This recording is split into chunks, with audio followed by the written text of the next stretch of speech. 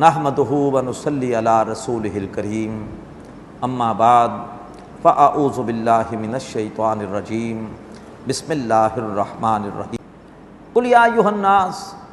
اب اس کے بعد پھر مشرکین مکہ کی اس پیشکش کی طرف اشارہ کہ وہ بار بار کہتے تھے مکی دور کے آخر میں کہ محمد جھگڑا ختم کر دو، ہم کچھ عرصے تمہارے ساتھ تمہارے معبود واحد کی عبادت کرتے ہیں، تم اتنے عرصے ہمارے ساتھ ہمارے معبودوں کی عبادت کرو۔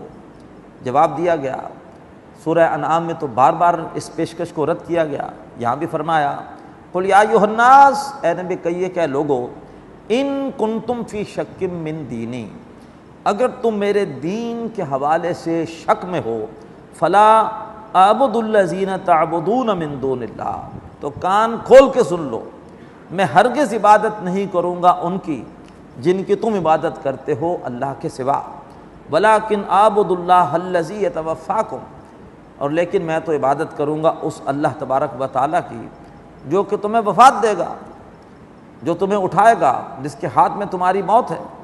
وَأُمِرْتُ أَنْ أَكُونَ مِنَ الْمُؤْمِنِينَ، اور مجھے حکم دیا گیا ہے کہ میں ہو جاؤں ایمان لانے والوں میں سے۔ وَأَنْ أَقِمْ وَجْهَكَ لِلدِّينِ حَنِيفًا، اور یہ کہ اے نبی صلی اللہ علیہ وآلہ وسلم آپ اپنا رخ بالکل سیدھا کر لیجئے دین کے لیے، یعنی اللہ تبارک و تعالیٰ کی اطاعت کے لیے، حنیفہ یکسو ہو کر، وَلَا تَكُونَنَّ مِنَ الْمُشْرِكِينَ، اور ہرگز نہ ہوں شرک کرنے والوں میں سے، ہرگز ان کی یہ سمجھوتے کی پیشکش، یہ ڈیل کی پیشکش یہ قبول نہ کریں۔ وَلَا تَدْعُوا مِن دُونِ اللَّهِ مَا لَا يَنفَعُكَ وَلَا يَضُرُّكَ، اور آپ ہرگز نہ پکاریں اللہ کے سوا اس کو جو نہ آپ کو نفع دے سکے اور نہ ہی آپ کو نقصان پہنچا سکے۔ فَإِن فَعَلْتَ، اور بالفرض اگر آپ نے ایسا کیا، حالانکہ سوال ہی پیدا نہیں ہوتا کہ نبی اکرم صلی اللہ علیہ وسلم اللہ کے سوا کسی اور کو پکاریں۔ پھر نوٹ کیجئے کہ بظاہر گفتگو کا رخ اللہ کے رسول کی طرف ہے، سنایا ان کو جا رہا ہے جو آپ پر کوئی کمپرومائز کے لیے، سمجھوتے کے لیے، ڈیل کے لیے دباؤ ڈال رہے تھے۔ فَإِن فَعَلْتَ، اور اگر بالفرض آپ نے ایسا کیا کہ آپ نے اللہ کے سوا کسی اور کو پکارا، فَإِنَّكَ إِذًا مِّنَ الظَّالِمِينَ، تو بے شک پھر آپ بھی صورت میں ہو جائیں گے ناانصافی کرنے والوں میں سے۔ وَإِن يَمْسَسْكَ اللَّهُ بِضُرٍّ فَلَا كَاشِفَ لَهُ إِلَّا هُوَ، اور اگر اے نبی صلی اللہ علیہ وسلم اللہ تبارک و تعالیٰ آپ کو کوئی تکلیف پہنچائے تو اسے سوائے اللہ کے کوئی بھی دور کرنے والا نہیں ہے۔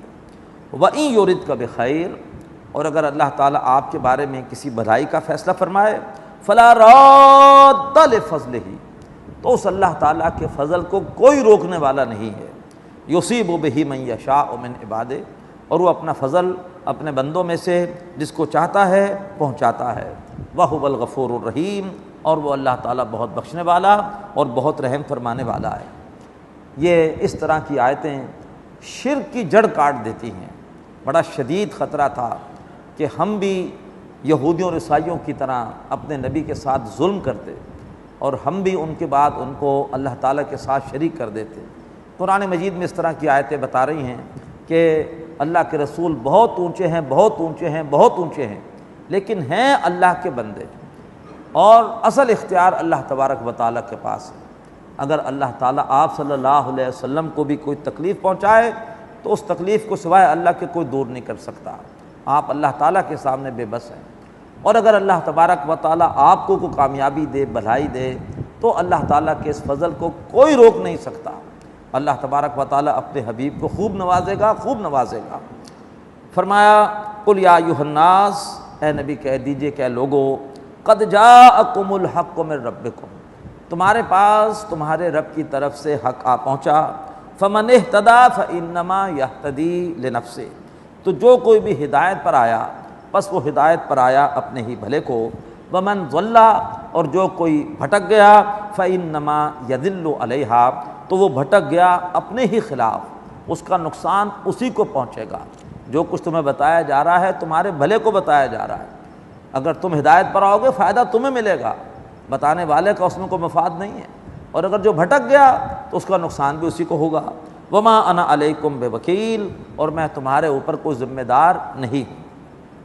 واتبع ما یوحی الیک، اے نبی صلی اللہ علیہ وآلہ وسلم پیروی کرتے رہیے اس کلام کی جو آپ کی طرف وحی کیا جاتا ہے۔ وصبر، اور ڈٹے رہیے، حتیٰ یحکم اللہ، یہاں تک کہ اللہ تعالیٰ فیصلہ کر دے کہ کون حق پر ہے کون باطل پر ہے۔ صبر کیجئے، ڈٹے رہیے یہاں تک کہ اللہ فیصلہ فرما دے۔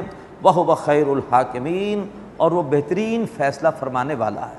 بارک اللہ لی وَلَكُمْ فِي الْقُرْآنِ الْعَظِيمِ وَنَفَعَنِي وَإِيَّاكُمْ بِالْآيَاتِ وَالذِّكْرِ الْحَكِيمِ۔